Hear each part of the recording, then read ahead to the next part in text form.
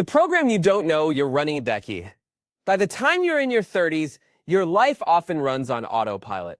Not because you chose it that way, but because the small, repeated choices of yesterday quietly became today's habits.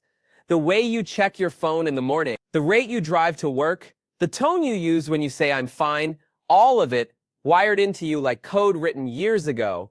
Most of us live as if we're still debugging someone else's software. We say we want change, more freedom, more calm, more health, but our bodies and emotions keep loading the same old program. It's like telling your computer to open a new file while the background app keeps running the same script, looping endlessly. You wake up, scroll through your messages, sip coffee the same way, replay yesterday's arguments in your head, and wonder why everything feels the same. You haven't lost your free will. You've just given it to routine. Change doesn't usually arrive because we planned for it. It comes crashing in when life collapses, when a diagnosis or breakup or loss forces us to reprogram. Pain becomes the teacher. But why wait for pain to start learning? Imagine two paths, one paved with crisis, another with awareness. The first one burns you awake. The second one invites you to wake up on your own. The first screams. The second whispers. Both teach, but one leaves scars. People say they want to start over, but starting over isn't about quitting your job, moving cities, or deleting your socials. It's about starting differently in the same life. The morning you stop reaching for your phone first thing, the afternoon you respond instead of react, the night you forgive instead of replay. That's the real reboot. Your brain doesn't care about your goals. It only cares about what's familiar. If stress and anxiety have been your daily soundtrack for years, your brain thinks that's home. So when peace finally shows up, it feels like a stranger. Change feels wrong not because it's bad, but because it's new. Your body resists, your thoughts argue, and your emotions panic. This isn't you, they whisper, but that voice isn't truth. It's memory pretending to be identity. Think of your mind like a movie projector.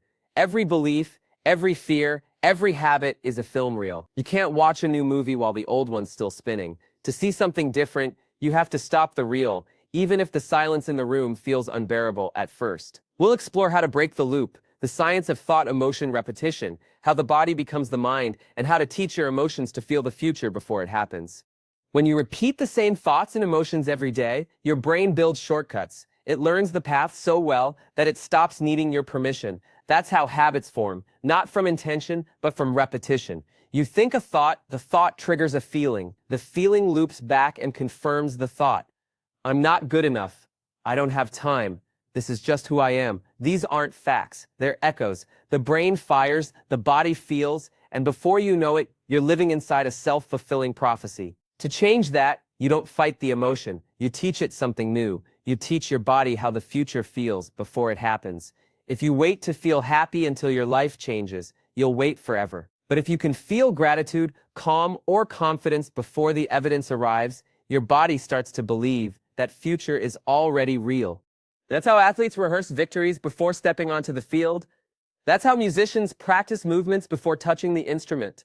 The brain doesn't distinguish between imagination and experience. To it, rehearsal is reality. Every mental picture you hold starts building a map of possibility. The challenge isn't imagining success, it's staying with it long enough for your nervous system to accept it. Because the moment you step into change, discomfort shows up. Your mind will whisper that it's not working. Your body will crave the old chaos. The familiar misery feels safer than unfamiliar peace.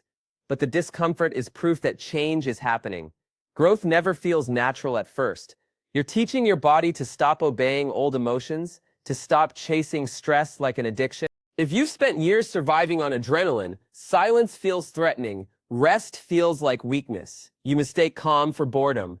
But that's just withdrawal from your old chemistry. It's your body missing the hit of worry it used to live on. You can rewire that. One thought, one reaction, one breath at a time.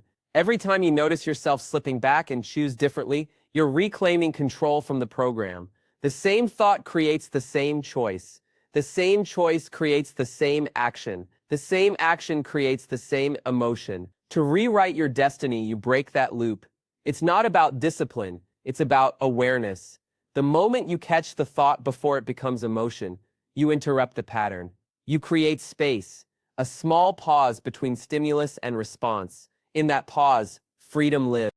Most people don't change because they expect motivation to come first, but motivation doesn't precede action. It follows it. You act even when you don't feel ready. You show up before the belief arrives. Your future self is built by those invisible choices, the ones that look small from the outside, but shift your entire trajectory. Saying no to gossip, turning off the screen before bed, starting your morning with stillness instead of noise.